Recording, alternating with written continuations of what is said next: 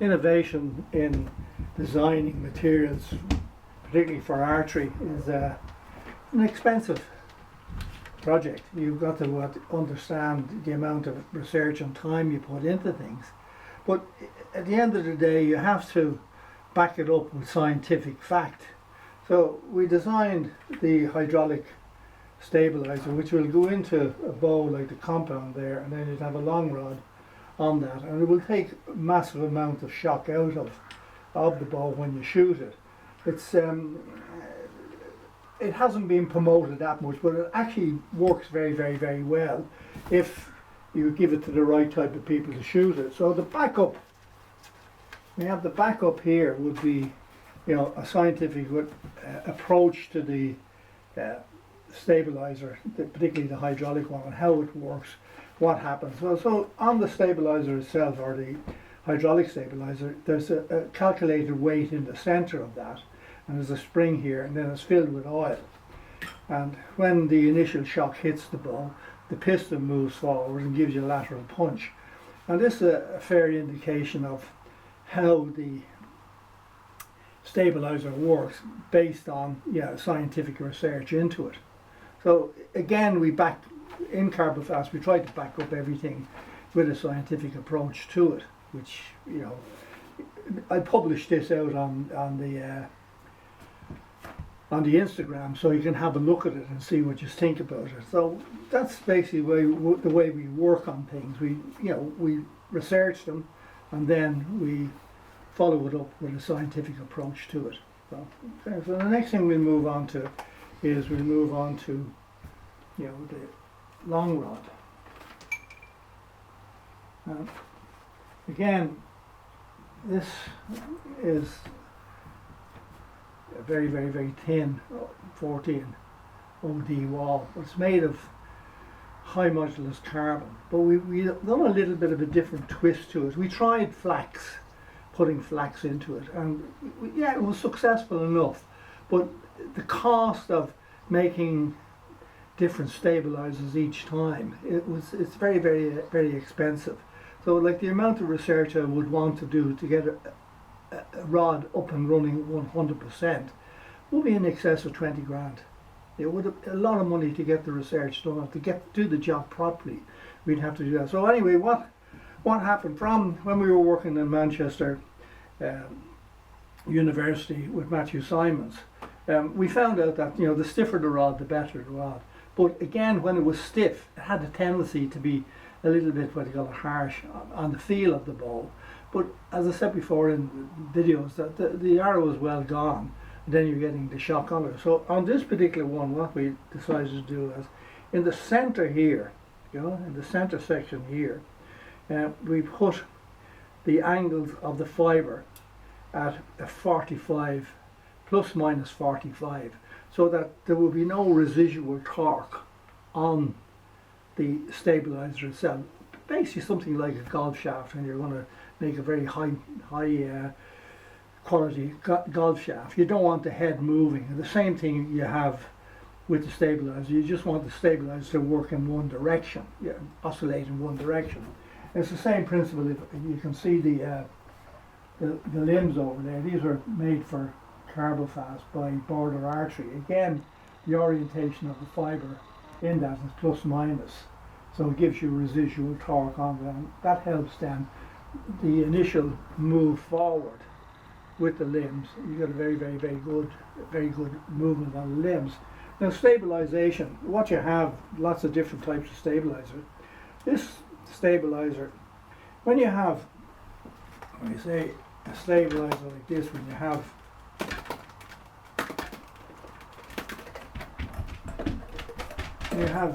this on the end of your rod, that has a tendency to flex a lot, And from research we looked at, and when the initial shock hits the bow, this starts to move first. So it's wobbling up and down like that. So how are we going to get out of that situation? Because that can give you, to a certain extent, a little bit of bow hop. If it's not 100%, if you don't get the length of the rod right in relation to the shock going off, this is wobbling like that, okay? That's coming down, and then what it's doing is making the bow move up and down slightly. So what could we do to offset that? So we came up with, Carbofast came up with an idea of taking an internal weight. Okay, so what we do is we take this high density rubber, okay, now it screws into the bow, or the stabilizer I should say, and then there's a hollow back on the weight. That goes then into the section here like so, and that's then screwed down into it, and that holds the rubber section in place. So with the result, if you're going to shoot that stabilizer, there's no wobble, it's internal, so you don't get bow lift on it. And that's from when we looked at high speed film, we found that that was the best system for shooting the stabilizer with a flexible weight on it. So the weight is internally into the rod itself. So it goes up there. Now you can then, if you want to add on more weight, you know, you just screw on more weights, much as you like, onto it. You know, and because we make the rubbers in different densities. So some of you can have a number 1, a number 2, and a number 3 density rubber, which is very, very, very stiff and holds the vibration on the bow much easier. So you can stack your weights up there like that. And you were one of the first ones to make stack weights. And there's another one there, you can stick it on, you get the idea of how it works. You know, you have a lot of different weights on the bow. So you can put as much as you want. And the weight on that, it really holds it very well, depending on the density of the rubber. So the thicker, the more weight you put on, you're going to have to use a number 3. And that'll really hold that weight as much as you possibly can. And it'll stop the vibration coming up through the bow. And you won't get bow hop with the stabilizer. Again, the rod itself is, as I say, it's plus minus in the middle of the rod, made of high modulus carbon. Really very, very expensive stuff. So what we do again on that, you know, we take a scientific approach to looking at the stabilizer and how they make up with the stabilizer. We give a brief history of the stabilizer, but also, I don't know if you can see it or not, we give the exact analysis on the carbon fiber we use, and it's based on DIN standards. So it's very, very, very, we take a very, very scientific and a very, very quality control approach to making the stabilizer. So if we make a batch of stabilizers and we make them in 6 months ago, and the next 6 months again, we can produce the same type of stabilizer, because we know what the resin content is, we know exactly what the specifications on it. High tensile strength, very, very high tensile strength. It's one of the stiffest high modulus carbon you can get. The E modulus is very, very high. The flexural strength is unbelievable on that, you know. And then you have the flexural modulus of it, and then you've got, you know, a whole list of what goes into that particular stabilizer. So you know, it's a scientific approach to looking at stabilizers, and it's a little brief. So what I'll do is on the Instagram, I'll print that up as well, and we'll see exactly what happens, you know. So anyway, we worked on then, over the years, we've been working with some of the top archers in the world, and that particular one there is we designed that particular bow for a company in America. It was very, very, very successful, and that was one of the first what you call bow handles we done in carbon fiber. So like we were way ahead of any other manufacturer at the time. And then we looked at more innovation into stabilization, and we, from time to time, I would design a new handle. And this is a new handle, but that's not a new. That's a long. We've designed that a long time. So you can see the similarity in that towards other bow handles that are out on the market at the moment, and that's the way that one would work, is that the rod would go through and there will be a rubber grommet around there in this section here, so that it would stop the vibration on the handle. That was the idea, but we never got it into production. But it was just a prototype we were looking at. But we had it in Germany, and we had one of the top German shooters shooting it in Berlin. And the first time he took it up, and he shot an indoor round at 18 meters, and he produced, just from the first time he used the bow, he produced 292 score on the tree spot, and it's very, very heavy. And the idea we decided we'd make it heavy is that we could limit the amount of limit the amount of stabilization we put onto it. So the bow in itself, you know, was heavy enough. But from a scientific point of view, we haven't proven that yet. But it's innovation again at its, you know, looking at stuff and making sure that you're going to get something that really works. So you can see the way the stabilizer would work. If we have a rubber grommet in the center of that, we have the stabilizer running through.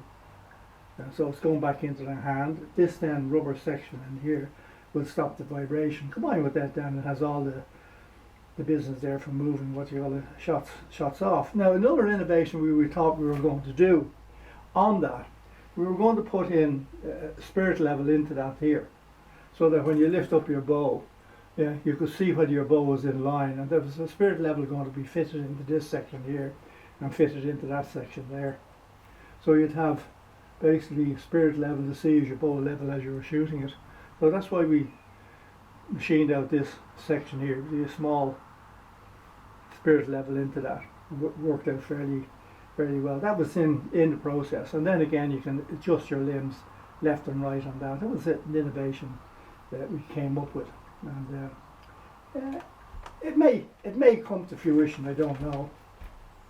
But then we had another stabilizer. We worked on these stabilizers here. This is the one that I was explaining to you. This is very, very stiff, very strong, but you can move it in and out. So you go into 6 or 7 inches there. I think this comes in 7.5 inches. Then it comes out to about 14 inches.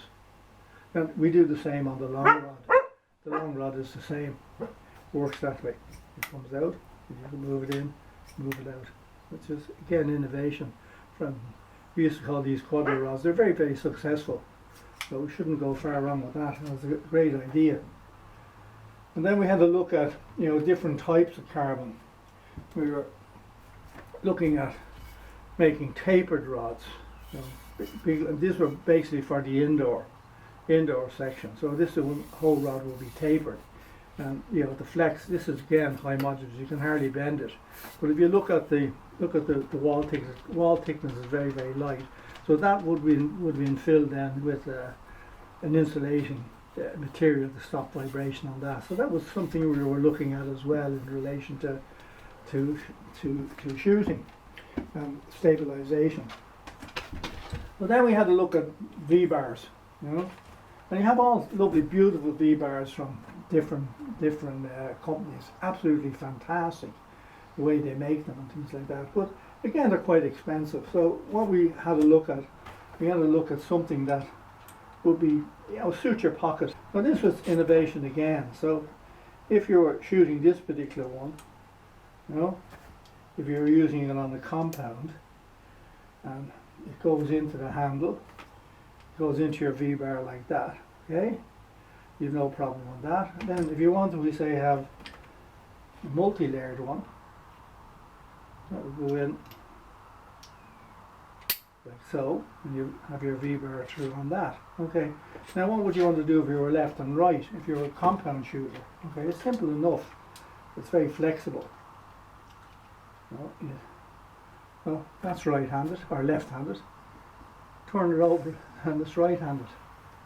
You know, so it's totally flexible in relation to what you're doing on the rod itself. So it's a very, very good idea, but simple and not so expensive. So the way we would manufacture we'd take prototypes like this and we're working on them to make sure that, you know, they fit into sections here.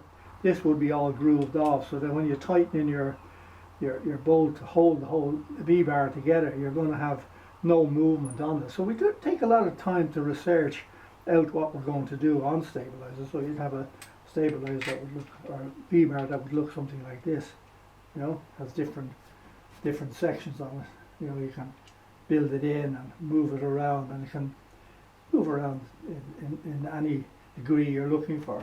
So they would be in prototypes that we've been working on in the early stages.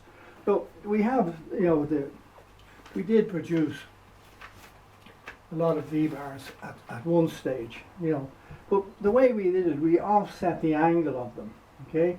So you'd have 0 degrees on that one, you'd 20 degrees on that one, and 30 degrees on that one. And so we can do the same, we were doing the same thing with this V-bar, so that you would have 0 degrees, you'd have 20 degrees, and you'd have a 30 degree V-bar. So all you have to do is say, well, I'd like to try a different one. Now, to keep the cost down, what we did was we made shims, a 20, that's 0, then we made a 20 degree shim that goes in behind that, or then we made a 30. So all you do is you'd buy two different shims, so you'd have 20 and 30 degrees, which makes it very, very easy and very, very, very adaptable. And then again, if you want to use it as on a compound, you know, you have this one.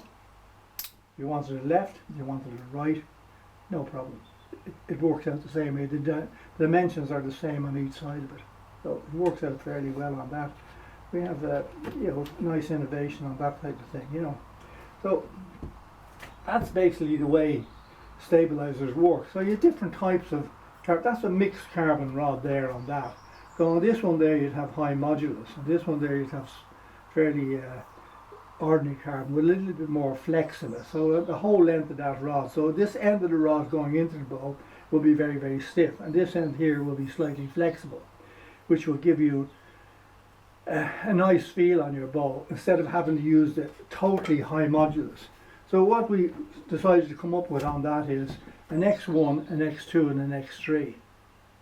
So this one would be, the X1 would be slightly, wouldn't be as stiff as this one. The X2 would be fairly stiff, and then the 3 will be ultra stiff like this particular one. But we can judge, and we can get the vibration down on the rods, and we could then, using the flexible section on the top, you can't go far wrong with that. And these are working out fairly well. We've had very, very good results with top archer shooting. Some of this stuff now is going over to Holland for testing, and we'll see exactly what happens on that, what they think of it, you know. So we have to show everything warts and all, and you know, we take it on the chin if it doesn't come out. And if it doesn't come out right, then what we do is we bring it back to the drawing board to start off again. But eventually I'm going to get a stabilizer that's going to work 100%, because again I have all the technical information. But what I was doing basically was I was looking at the manufacturing of, you know, basically when we were in the business of making seat backs for airplanes, I had to do a massive amount of reading on, you know, the orientation of fibre, laminate properties, all that type of stuff, you know, how to control vibration on the carbon fibre, how to use the angles. And quite honestly, it's very daunting at that particular stage. The maths were absolutely, you know, you don't want to be a mathematician to read it, but I got a lot of help on that, particularly working with a guy called Pete Sajek in England, very, very good composite engineer. And also then we have a great relationship with a German company, and we're working with them on carbon fibre, and they're interested in innovation. So I get the carbon over and they look at it and I say what I'm looking for, and then we can try them up and we make it up, and we do it on a budget. Like Pete Sajek worked on the Borgman bike with Lotus. He paid a small part in developing that bike. That's the type of caliber he was working on, and I've got some of the drawings up there from Lotus. And it's a fantastic bike they made, but they're basically looking at the whole aspect of biomechanics in relation to the bike fitting the guy, Steve Borgman. But he in the Barcelona Olympics, he won the gold medal. You know, so it's again the technology was based on vibration and all that sort of stuff. So I got an awful lot of information on uh, carbon fibre, the properties, basically reading up on these what do you call it, pieces of scientific approach to the maths and what they can do. That was mainly for working on seat backs for airplanes.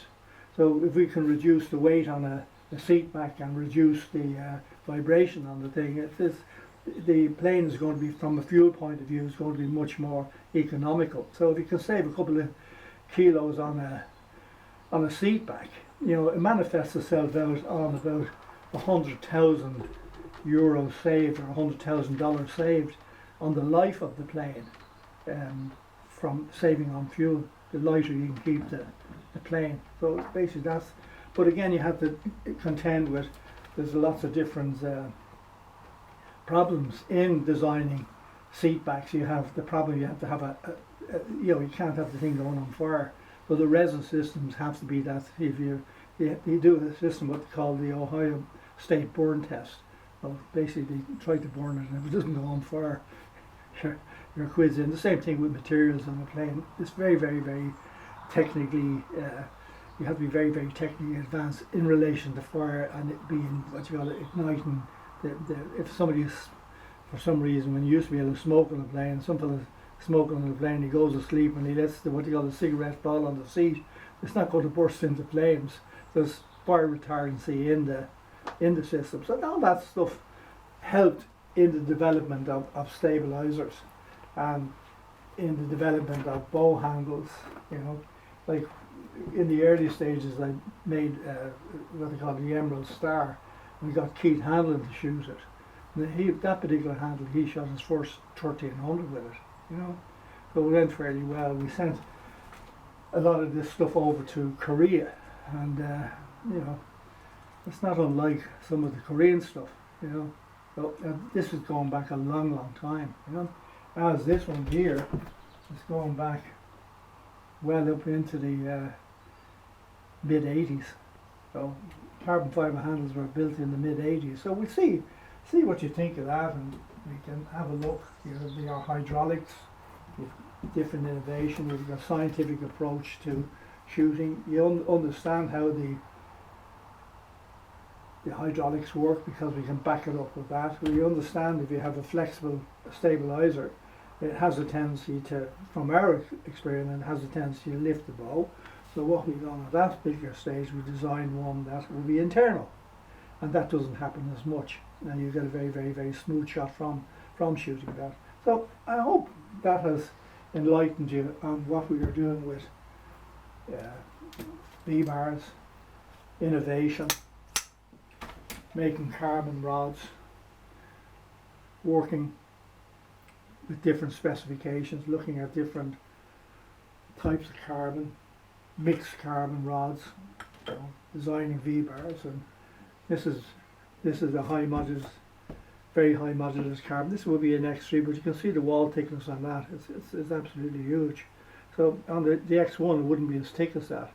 So if I wanted to increase what you call the stiffness of this rod, I can't do it anymore by increasing the wall thickness. I have to increase the OD. So if that one is very, very, very stiff, to make that 30% stiffer, I have to go up to a 16 OD. And if I wanted to make it 45% stiffer again, I'd have to go up to a 19. I'd have to go up to something like that diameter there. And then I can make a rod that will be massively stiff, particularly for some of the top compound shooters that are shooting very, very heavy poundage on their bows. You're not going to get away with that. You're going to get a lot of vibration from it. But if you design the rod on high modulus with that OD, a bigger OD, he could take what you got a half a ton on his rod, and he wouldn't have a problem with it, and he'd hold very, very steady. So that's the basis of looking at things. So people are looking for stuff. There's a rod that was made with glass, high modulus, and flax. Very successful, but it wasn't any more successful than that. Because again, the amount of research you have to do on it, it's expensive. But eventually I will, by reading papers, taking the scientific approach to the design and manufacture of stabilisers, I will eventually make a stabiliser that will surpass anything that's on the market. Thank you.